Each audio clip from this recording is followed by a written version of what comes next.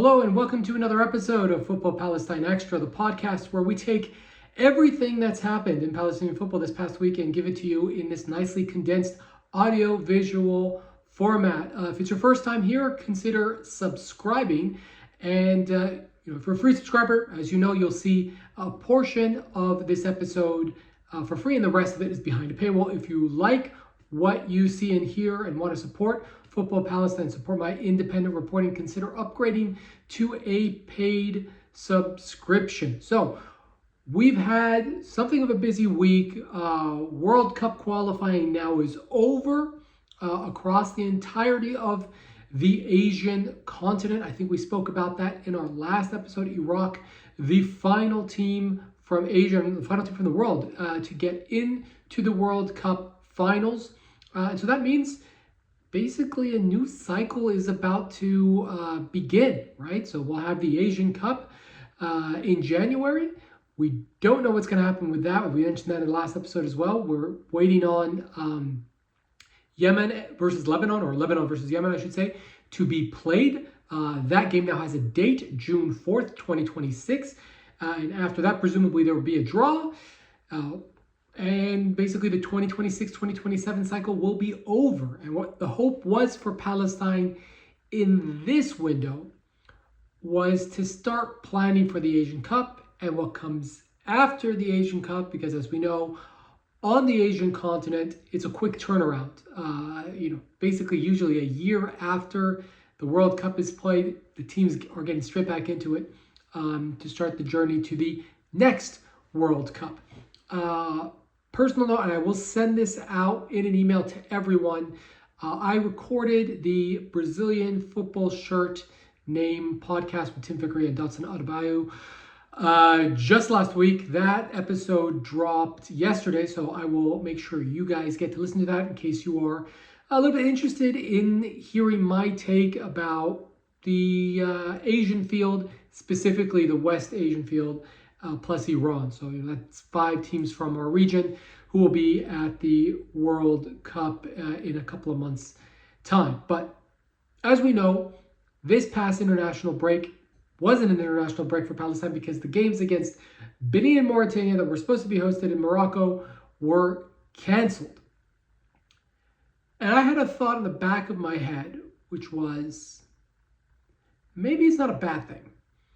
Maybe, as March draws to a close and you get into April and you're in this final stretch of games, right? Depending on the league, we're talking about 7 games, more or less, until leagues around the world wrap up in May. Maybe it's not the worst thing in the world that some of these players stay at home. And what did we see this past weekend? If you consume my content just as it comes out, you would have seen the article that came out celebrating Easter weekend, because Easter weekend for Palestinian football fans was great. It started with Wissam Abu Ali scoring a brace against Atlanta United. Columbus Crew off the mark with their first win of this young Major League Soccer season. On Sunday, Odeid Dabagh scored. Zamalek won 4-1. He scored the equalizing goal that opened up the floodgates. And on Monday, not to be outdone, another Palestinian striker scored, Asad Al-Hamlawi. So we're talking about 3 goals, 3 strikers, 3 different continents. And that is going to be, I think, the cavalry that Palestine rides at the next Asian Cup and throughout World Cup qualifying. And the great thing about having 3 top strikers is that if one gets injured, if one falls off out of form, you can just call the next guy up. You're not that committed to them. Obviously, on the flip side, the question is, can you play all 3 together? Probably not. Can you play 2 together? We'll have to see. We'll have to wait and see. That's still, I think, a question that needs answering. And you know what? The success isn't just in goals. The other thing you have to consider is just how many Palestinian players out there are competing for silverware going into the run-in of the season. And it's quite incredible. Now, we know Asad Al-Hamlawi is one of them, and he's got 13 goals, 4 assists in 25 starts. And you know what? If he ends this season as a league winner with Universitatea Craiova, which is not the biggest club in Romania, so to speak. It's got its fans, but over the past decade or so, this is not the team you think about when you think about successful teams in Romania that win the league. You might think CFR Cluj, the team formerly known as Steaua Bucharest, Rapid Bucharest even.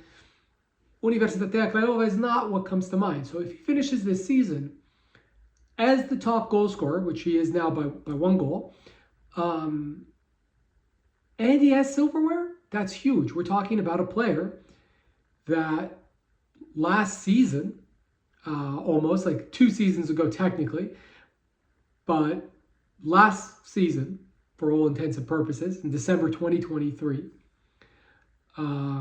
December 2024, excuse me, he was a Superettan player. He played in the second tier of Swedish football. And if you go the year before that, or at the beginning of that year, actually, to be more specific, so during the Asian Cup, which is played in January 2024, he was in Thailand playing in the 3rd division, trying to get himself in front of teams in the 1st division to say, hey, I'm an Asian player, or I can become an Asian player. Sign me. I want to play in this league. And no offers were forthcoming. He went back to Sweden, signed for a club in the Superettan, and was the top scorer of that league. Parlayed that into a deal at Svanch Wrocław. Did better than a goal every other game. Almost saved that club from relegation. Pushed for this move to Universitatea Craiova so he could, remain a top flight footballer. And, he's been inconsistent.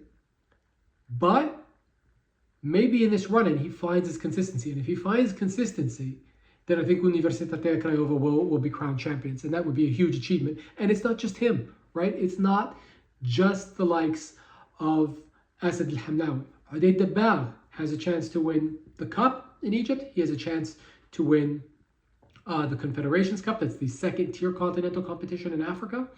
And he has a chance to win the league. And Zamalek has never been in this type of position, especially in the league. So Zamalek has always kind of rescued their season by winning the Confederations Cup or winning the Egyptian Cup. But in the league, it's been years since they've been a factor. And I think the Bad is their top scorer. And he's only really 1 goal away from being the top scorer of the entire league. And we know that when he came in, he came in with no preseason. There was a period where he was injured a little bit. And that's why I thought, this break is going to do him a world of good just to rest and focus on his club commitments, because he's already racked up a lot of travel. We all know that the mileage he put on his body between November and December to represent Palestine at the FIFA Arab Cup. Now, the question is, will Wissam Abu Ali be competing for silverware? A little too early in the season to tell. Maybe, perhaps. With him, I don't think it's that important in that, for the other 2 strikers, if you play in Romania, even if you play for Zamalek in Egypt, you will get recognized more if you've got the league title in your pocket, plus you're the top scorer of that team. With Wissam Abu Ali, he just needs to score, because I think what all the strikers maybe want to do in an ideal world is play for a bigger club in Europe. I think Udaid Dabbar wants to do that. I think Wissam Abu Ali wants to do that. I think Asad Al-Hamlawi wants to do that. In fact, it's more than just a thought. I can almost nearly confirm that the 3 of them would all love an opportunity to be in a Big 5 league, right? So either in England, Spain, Italy, France, Germany. I think that's the goal for the 3 of them. And yeah, for Wissam Abu Ali, that means, can you finish top scorer in MLS? He's on 5 goals. The top scorer currently has 7. Lionel Messi, by the way, in case you're wondering, also has 5 goals. So he's off to a good start. And so we'll see how that pans out. Further afield, I don't think this is getting a lot of traction here, but all of a sudden, with a game in hand, and if they win that game in hand, as Shamal, not Assad, not Duhail, who are the traditional big 2 over the past couple of years in Qatar, But humble little as Shaman could be Qatar Stars League champion. And who plays for Shaman? Milad Termanini and Tamer Siyam. Okay, Tamer Siyam is an option off the bench for the club, but Michel Termanini has been a knock-on starter. And I think this is so important if Palestinian players in Qatar can show, yeah, you know what? If you buy a Palestinian player and you invest one of your 10 foreign spots, forget about the exemption, because we don't know how long that will last. And really only one player needs the exemption, which is Rami Hamad, and we went into why that is. But if you can show the clubs tangible results that, hey, if you buy a national team player, it will actually result in success on the pitch, it's huge. It is a game changer for, I think, how Palestinian football and Palestinian footballers are perceived in the region. And I think what we want in the long term, when things maybe go back to a sense of normality, maybe you have the West Bank Premier League back in action, we want those clubs in Qatar and in Kuwait and elsewhere in the region to look at Palestine and say, hey, actually, I can get a good player from Palestine. And not only is it at a good price, but they're going to come and they're going to perform, as well as all these like random Brazilian and European players that are being pitched to me by their agents. They're going to come in and do the job.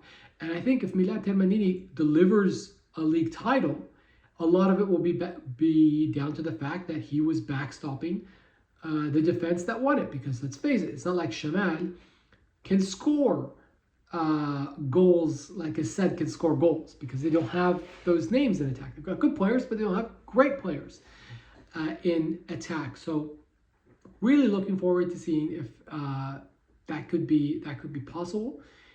And you know, title challenges also exist further afield. So it's not just in Egypt, it's not just in Romania, it's not just in Qatar. What if I told you Germany as well?